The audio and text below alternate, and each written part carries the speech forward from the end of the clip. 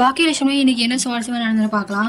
பாக்கியா வந்து அவங்க வீட்டில் இருக்கவங்க என்ன சொல்லுவாங்க, நான் ரெஸ்டாரண்ட் பேரில் 41 லட்சம் லோன் எடுத்திருக்கேன், இப்போ அதை எப்படி நான் அடைக்கிறது அப்படின்னு சொல்லுவாங்க.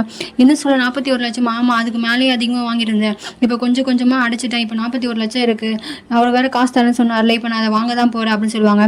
இல்லை இப்போ நீ வாங்கினா எப்படி இனியோட வாழ்க்கை என்ன ஆகும், அவர் எதனா தரேன்னு சொன்னார், இப்போ எனக்கு வேறு ஐடியாவே இல்லை, நீங்கள் ஏதாவது ஐடியா இருந்தால் சொல்லுங்களேன், உங்களுக்கு எதுவும் தெரியாதுல்ல, அப்போ என்ன நான் செய்கிறது படி விடுங்க, நான் சுதாகர்கிட்டே 41 லட்சம் வாங்கிக்கிறேன் அப்படின்னு சொல்லி அவங்க கிளம்பிடுவாங்க.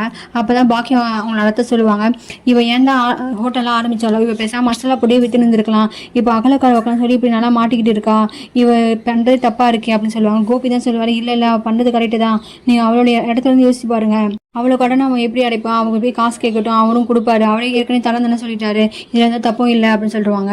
பாக்கியாவும் டாக்குமெண்ட்ல எடுத்துன்னு சுதாகர் கிட்ட போவாங்க. இது மாதிரி எனக்கு ஒரு 60 லட்சம் வேணும், என் ரெஸ்டாரண்ட் எனக்கே தெரியாம ஏமாற்றி வாங்கிட்டீங்கல்ல, இப்போ எனக்கு 60 லட்சம் கொடுங்கன்னு சொல்லுவாங்க.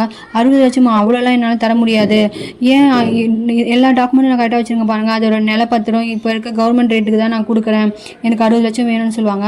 ஆனால் என்னால் 60 லட்சம்லாம் தர முடியாது, கவர்மெண்ட் ரேட் என்னவோ அதை மட்டும் தான் என்னால் கொடுக்க முடியும் அப்படின்னு சொல்லி சுதாகர் சிஸ்டர் சொல்லிடுவார்.